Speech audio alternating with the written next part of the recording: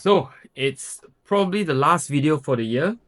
I want to wish you guys um, Merry Christmas and Happy New Year, and wish 2025 be a creative and productive 2025, but most of all, peaceful and joyful for all of you out there. So this week we're gonna do a sketch for my friend. I'm gonna try to frame it and give it to him before he goes back to the US. So here we go.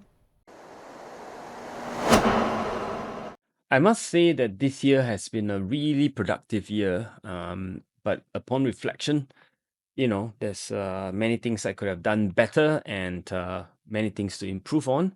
So hopefully 2025 for me and for you guys, it will be the same, which is we do a bit of reflection, a bit of correction, a bit of improvement, and we progress and we continue to walk the path that's set before us uh, as joyfully and as productive as we can.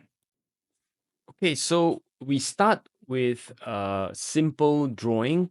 uh, and anyway, I'm going to keep this at the real time speed and not going to speed it up as many of you have requested for me to put on real time. If you really want to speed it up, what you can do is YouTube has a setting which allows you to play at 2x or maybe 1.5 as well. You probably make me sound like a chipmunk when you do that, but it probably works if you are in a hurry. 20 minutes, I guess, is a lot of time to ask for some of you. So, I can't please everybody. I'm just going to have to go with the flow. So, anyway, the drawing here is very simple. I always start with a full outline and then I go in to fill in the blanks, so to speak. And as you can see, I made some mistakes along the way and it's fine. I mean, after all, it's a sketch. The difference between sketch and fine art is that there's a lot more precision in painting and fine art. A sketch is where you are really trying to, enjoy yourself, do it a bit more loosely, and it's a bit of approximation. Your eyes can still see the figures, maybe not the fingers, but you can roughly gauge the shape of the two participants in this active art of Brazilian Jiu-Jitsu. So the recipe I'm applying this time round is pencil sketch or pencil colors and then paint on top at the end. At least that's the intent. We're going to see how well I will follow the recipe. So just imagine that you want to approximate this, and the best is that actually if you're in the dojo and you're sketching away, you're trying to get the form of the person. They are always going to be moving, and you are not always going to be precise. So precision is very, very difficult, especially if you are in a real life drawing situation. I think it's almost impossible. I tried it a few times in the past where I try to sketch somebody sparring or somebody who is in training. It is very, very difficult. There are moments when you know that they'll be sitting still, or there are some position where they are just pulling each other and tugging away, and that could give you like maybe 30 seconds at most. But even that, you have to be very precise. Sorry, you have to be very quick. You can't be precise. So hence my suggestion that if you can get the outline, you roughly know where the hand goes, where the leg goes, and imagine they are just tugging away, and that's kind of all I guess you can catch and capture the fleeting moment, so to speak. One thing I've discovered over the years is that as you draw more and more, and as you observe and your skills in observation improves, you can approximate a lot better. And as you look at the subject, you can roughly gauge the ratio. In other words, you can gauge the ratio, the size of the head against the body and the legs, and so on and so forth. But regardless, in this case, I have the photo as a reference, which makes it a lot easier. And yeah, that's the other tips as well. If you're gonna sketch something that's constantly moving, like two fighting persons, you could take a photo and then go to a quiet corner and then sketch that out. Then come back, look at the sparring duo, and then you could maybe color it. The inspiration of the colors could be real time. because you don't really need the essence or uh, the the actual lines anymore. You probably want to read the shadow. You want to read a few more details that may not be linked to the lines or the shape itself. So drawing itself is kind of like a improve as you progress with more practice. Of course, you will improve, right? Oh, another thing is that I apologize for the quality of the video. I don't have my main camera with me. It's in the workshop. I sent it for repair. It's probably being sent to China. Many of you knows I use the brand DJI. I love my Pocket 2, Pocket 3, and they are amazing, easy to carry, simple. It has gimbal. It has everything I need, 4K, whatnot. And I basically had a bit of a problem with it when I traveled to India. I discovered that it did not turn, the screen didn't turn properly. There was a bit of a problem. I sent it for repair, and thankfully, it's hopefully uh, being repaired, and now I should get it back just before end of January, I hope. So I'm using my spare camera. It's also a DJI. It's an older one. The quality is a little bit of a suspect. Focus is not quite great, so it's a bit blur. But I hope you don't, mind that for now. Um, so there we go. So as I look at the photograph, I realize that the background is very much darker than the foreground duo, the fighting pair. Um, so I decided to give it a bit of a sort of outline, or maybe a bit of a negative shape, using my favorite purple. And those two colors are made of French ultramarine and, you guessed it, permanent alizarin crimson. I noticed the blue belt, so that goes in with the cobalt as well.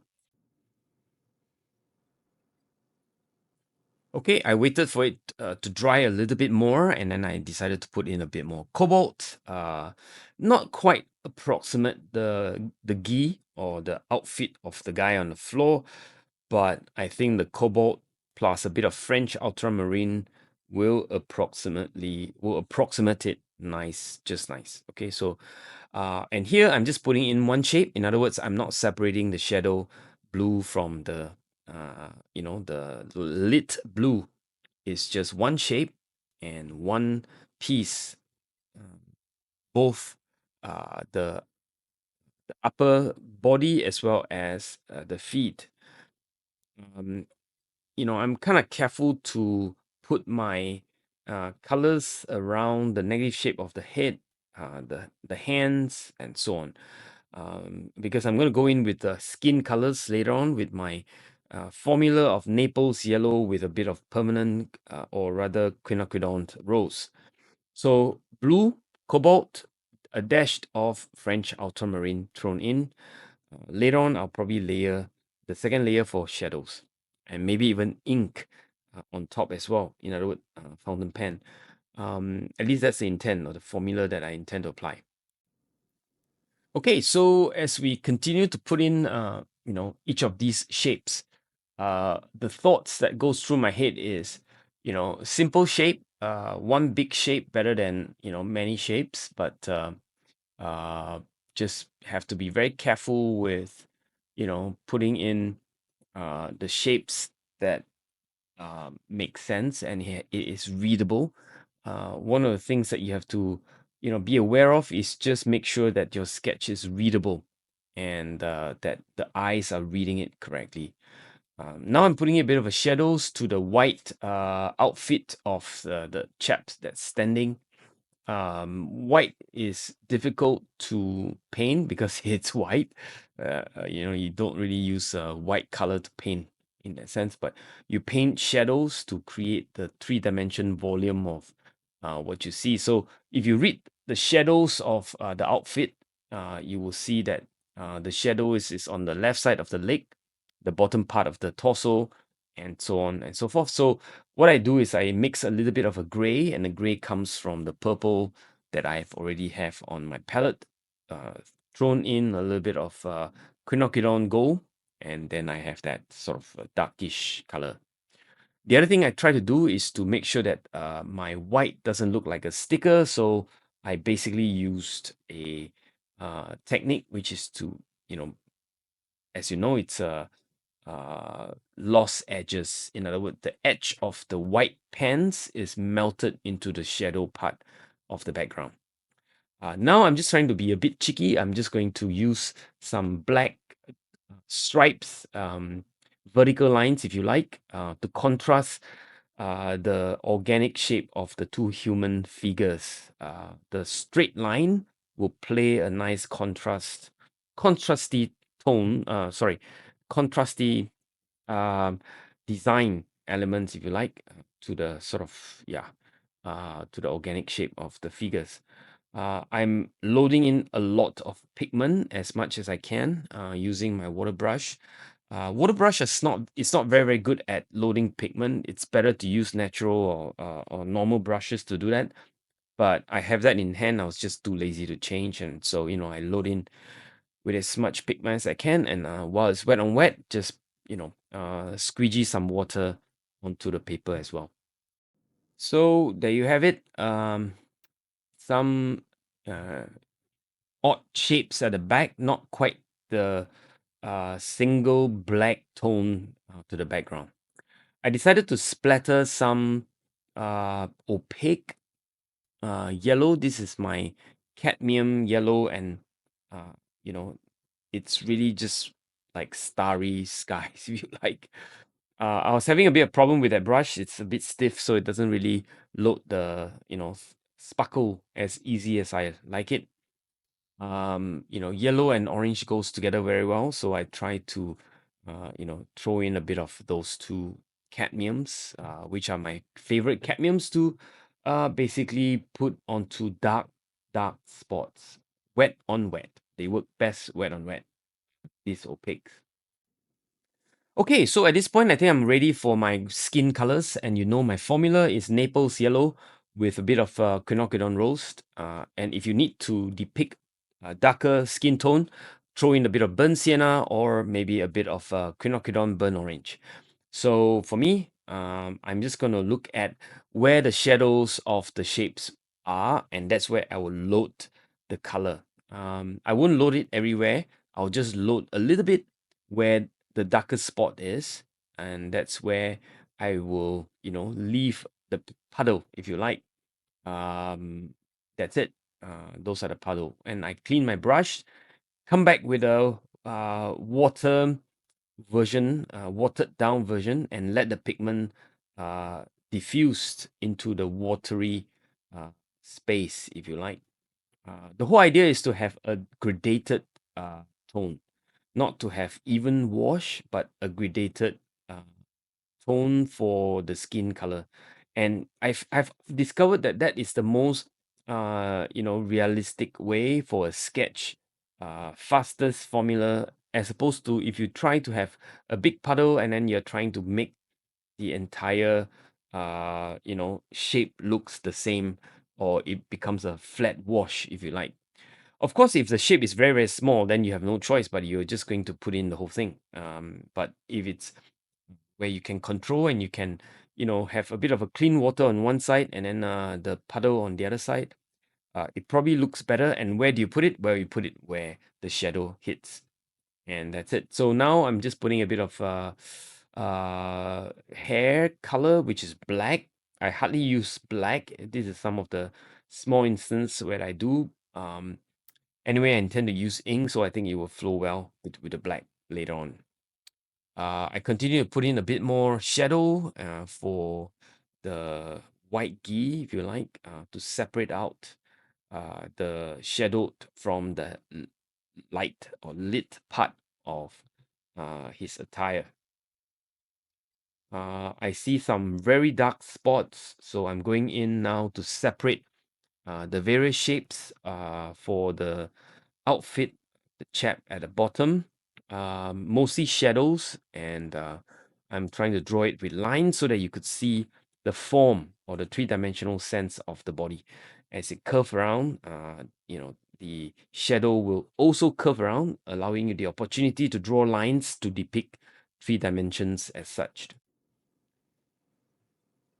I find that the best opportunity to depict three dimension is when you have a chance to do 3D like this. So it's quite interesting that uh, nature offers artists opportunity to depict many things. Three dimensions out of 2D, and you just have to observe the lines and so on. It makes a lot of sense. Yeah. Um, and again, later on, I will also, you know, separate shapes with lines. I could still go in with the opaque white. Remember, your final arsenal to separate two melted shape is opaque colors you can lay on top, because opaque is, something that will see through. You can use white on black. You could use white on, you know, gray and so on, and that should be able to depict the separation of the shape. Okay, we are already in the detailing phase. I always think of like broad shapes, scaffolding, and then the details.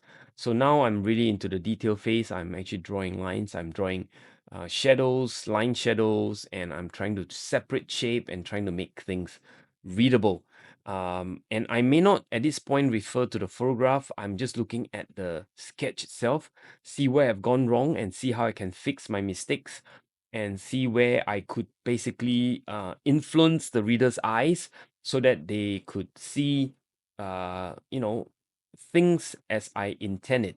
Um, and sometimes, if you're trying to be photographic correct or accurate, you might miss the chance to make your sketch more believable, because you're so, you know, stuck to trying to draw your fingers and your eyebrow and so on. Well, don't go down to do that level of detail. After all, this is a 5 inch by 5 inch sort of a sketch, so you don't really have a chance to do too much detail. Everything has to be at a broad level, believable, right? Uh, some splattering wouldn't hurt to depict some texture that's not real. It's in my head. It's imagined, I suppose. But I thought I'll make the sketch a little bit more dirty to make sure that people understand it's not a photograph. No, that's not the intent. But it's really just for artistic license to showcase that I'm in charge. So while I think about what else I need to do, I put in my name, and I decided also to use my chalk, my seal, my Chinese name that I haven't used for a long time. And yep, this little thing here is my name in Chinese, waiter. Yep, let me see whether I can get it right. Uh, Dab to make sure that I have it orientated in the right way. I've in the past made so many mistakes of, putting it upside down or slightly slanted and whatnot. I mean, it's just annoying when you have done a nice sketch and then you mess it up with a funny little seal that didn't quite work. Oh, voila, it looks perfect. So I'm really happy with that. So yeah, so while I wait for it to dry, let me think about what else to do. So yeah, final touch-ups, if you like, drawing of as I intend it to be, end it with the line. Ooh, I made a mistake. That's probably need a bit of correction later on. Um, and so, the line is to basically strengthen certain shapes, if you like, the head. And what else is important, so that the eyes could see it really clearly. There are some parts of the line that's missing, like the top part of the gi and so on. There's pencil line, but you could not quite see it with video, and especially the lighting condition is not very clear.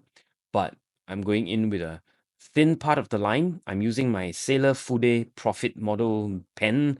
Those of you who are asking, many times they ask. There's actually a video on that. I'm putting a link right here somewhere that you could go to for my video on my pen system. And the line here really is just to help the eyes read what's there. In other words, the hand, the feet, the not the toe and not the toes for sure, not the eyebrow or so on, but at least the big part of the ear. Just a couple of dots indicating where the face, the separation of the face from the background, strengthening that if you like. It's already separated by the color, but at least now I could use a bit more of a line to, clearly demarcate it. I have no intention to draw everything and everywhere. It really is just to strengthen a bit of the design, if you like, and push it so that the eyes can read it a bit better. There's some mistakes with regards to that part in the middle, but I have decided not to worry too much about it. I think it reads quite well. In other words, the hand and the body separates quite nicely, and so I'm just going to keep it as such. All right, so yep, and then there's a bit more of the leg at the bottom, and then a few confidence stroke just to give it a bit of a shine with the pen. Big toe, and then some small lines, squiggly, and yeah, that should separate that line nicely. Yep. You know, at this point, you want to make sure that you're not overdoing it because there's a tendency for us during detailing to put in every single thing down to the toe, to the nails of the toes, and and so on. You don't really want to do that, right? So, just think readability. What makes it more readable? And if it's already readable, you might want to choose to leave it alone. Okay, so I think that's it. Almost done. I do want to wish you guys Merry Christmas and Happy New Year, and do spend time with family. Uh, feel the joyful and festive season from the eyes of your loved ones. And yes, and may 2025 be a amazing, creative, and productive year for you guys. Okay, so final comments. I'm using my white gel pen to just separate a bit more, and just to be cheeky and draw a few more lines that I've lost in the process of my overzealous coloring. And sometimes hint is better than tell. So as you can see, it's gonna go in and fix some error. There were some, that one needs fixing. That extra protruding line does not need to be there. So okay, that's it. This is my sketch of Brazilian Jiu-Jitsu. As a small gift for my friend who is going away. He's back training here in Singapore with us for a month plus or so. Actually more than that. And yeah, just so that he remembers us while he's in US for his remaining time. So I hope you stay safe, and wherever you are, bye for now, and Happy New Year, Merry Christmas.